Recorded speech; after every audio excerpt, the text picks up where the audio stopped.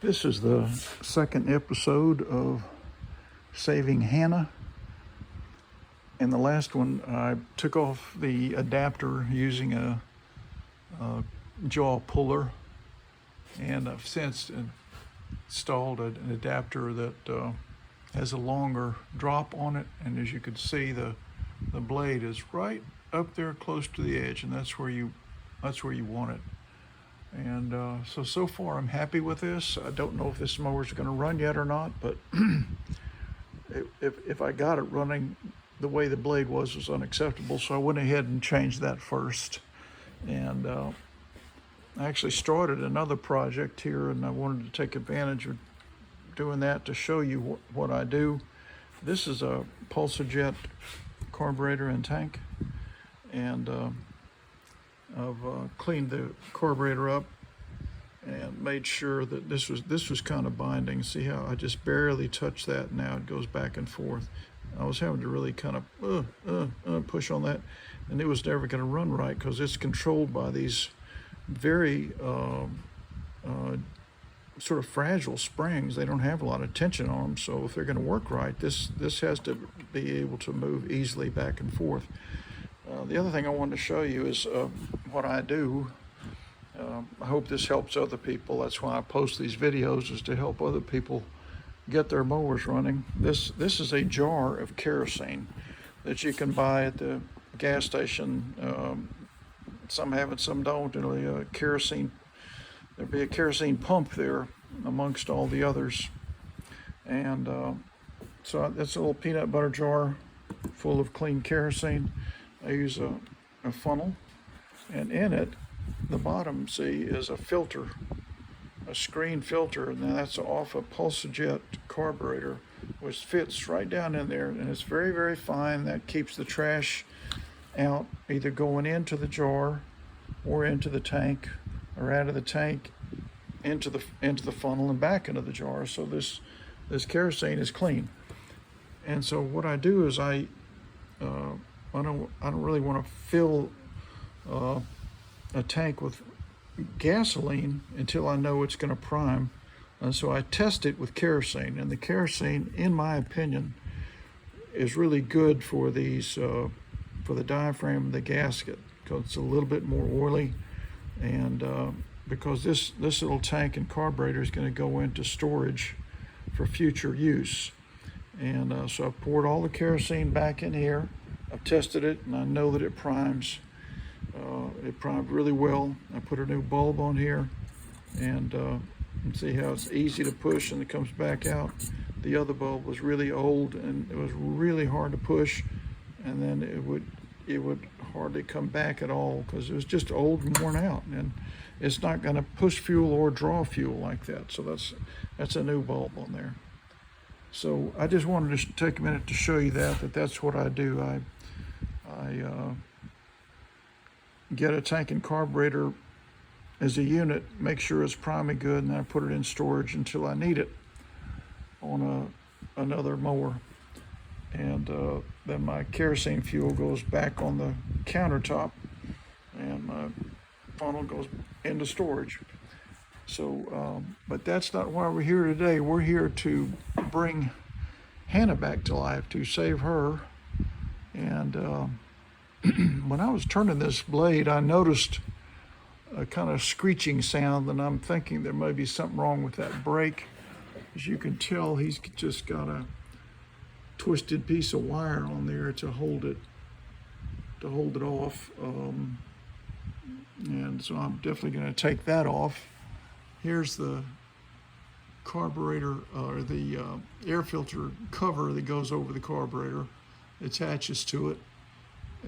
In this light you can see really well, this is one screw that holds it on to the carburetor. There's the other one, and then there's one of the larger 5/16 screws.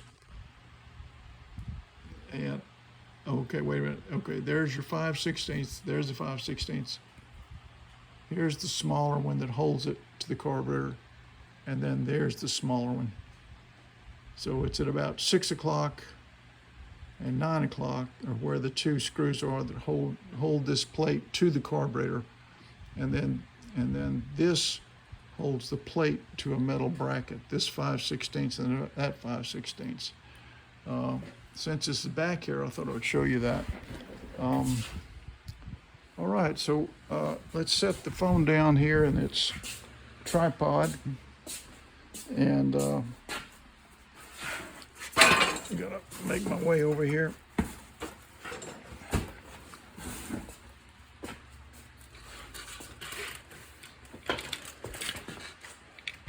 And we're gonna go to work on this mower.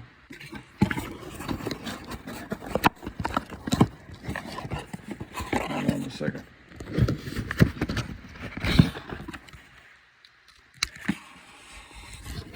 Okay, now I want to go ahead and apologize for my last video. I know it was long, but I wanted to show you guys what it is I have to go through sometimes to get these adapters off. It takes a lot of work if they're rusted on, and that was the case with this one. I had to, it was like a half-hour video. Most of it was just getting that adapter off.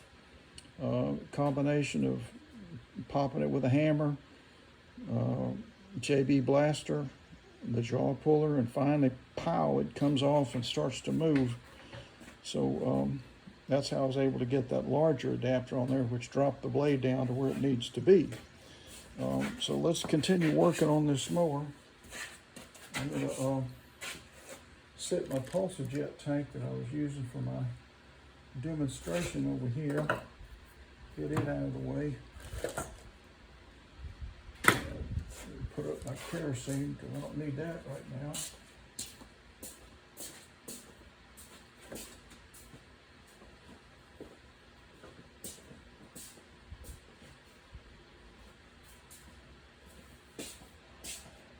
We're gonna set this mower down flat on the table now. And probably take off the cover.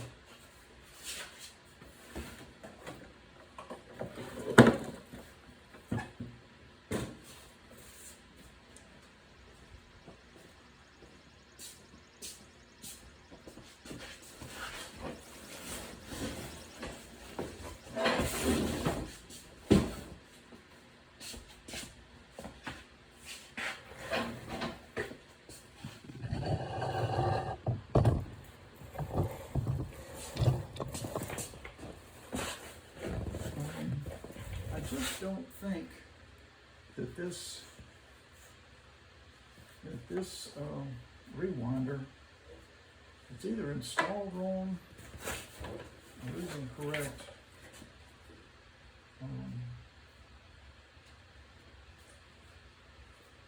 It's missing a screw in the back, so let's get this out of here. We've got to get. I'm going to take a look under this rewinder. I need a 5/16 socket for that.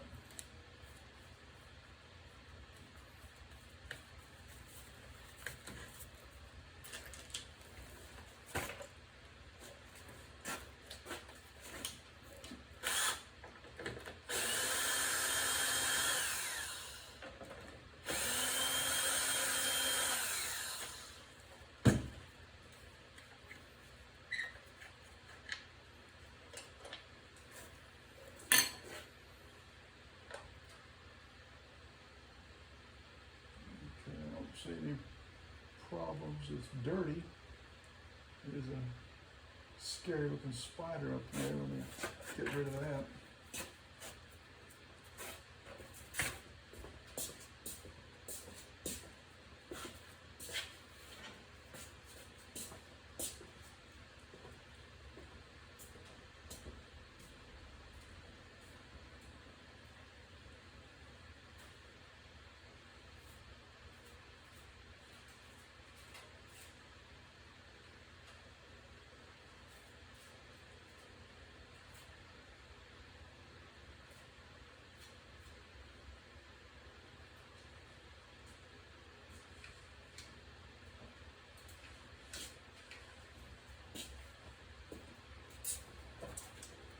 Okay, so here's the rewinder. These were sold as parts mowers to me, and so people have worked on them and done stupid things to them, which are wrong. This was installed. I'm not 100% sure this even goes with this engine. I mean, it does seem to sort of fit, but it's missing one of the dogs that comes out. Let me show you that. So you pull this, see that white plastic dog come out? Well, the one on the other side is missing. There's supposed to be two of them. So I'm not sure what happened to it. Maybe let's see if it's laying up in here. I don't see it.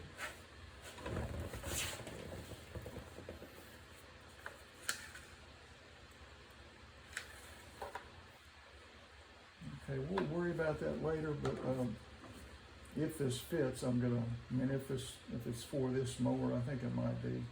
I've got to find another dog in my supplies and remove this clip and take that off and install the dog, but we'll do that later. I'll just find another one. I want to know why this thing was scratching and scraping. It might be the coil. The coil looks like it's too close. Let's see. Yeah, see that? This one's never going to run right because there's no air gap on the coil. The coil is actually touching the metal, so that this motor's never going to run. Right now it's making this horrible squeaking noise, so let's take care of that now. I'm going to get a 1/4-inch socket.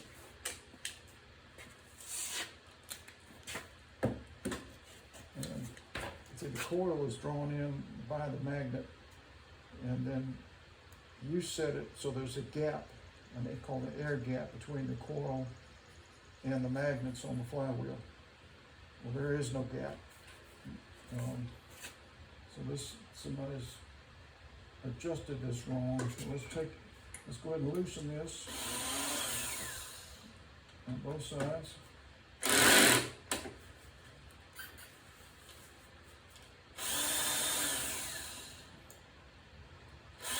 I can't make too much noise here because my grandbaby is sleeping upstairs. She's 2. I sure don't want to wake her up.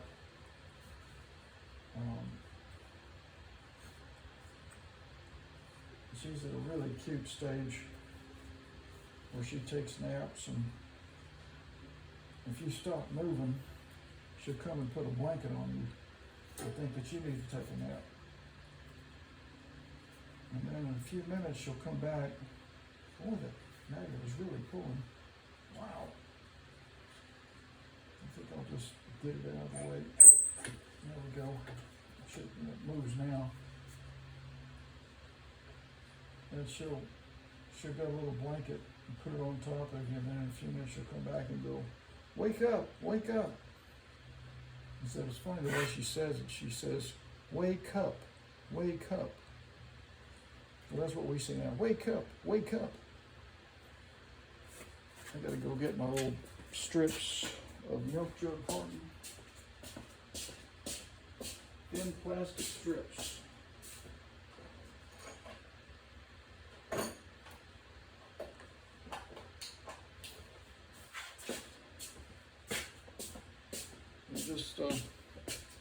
We just cut up a milk carton into little tiny strips. Now I'm going to swing the magnet back around, and it's starting to grab. So I'm going to slip this piece of milk jug in there. Begin to create the air gap.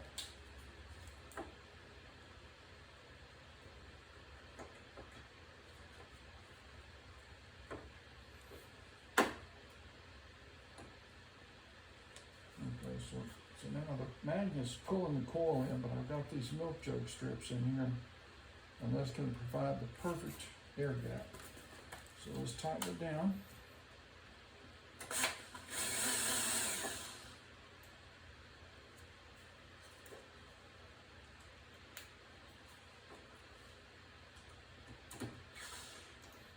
Got that one. I'm gonna get this one over here.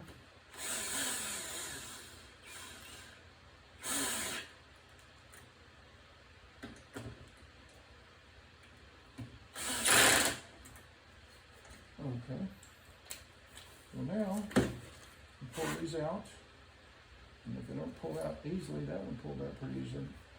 Then this one, I'm going to swing the flywheel around, and now it pops out, see? And now, that horrible squeaking noise should be gone. Watch this now. See? Because it's not metal on metal. So we restored our air gap on our coil. And as you can see, we've definitely got compression on this mower. Look at that. It takes off. Okay. The engine brake is off. There's a bunch of dirt around it. Let me go. Over here, it's also been bent. I'm going to bend it back sort of in the position it needs to be in. There we go.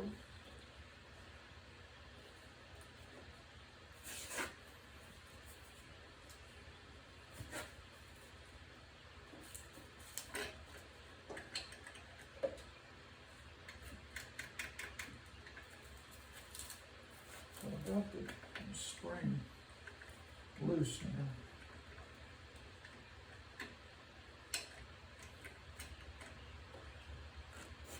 There's wires and stuff all twisted around there. So I'm going to remove all that, and when you come back, we're going to continue trying to get Hannah to run. Thank you for tuning into my little channel.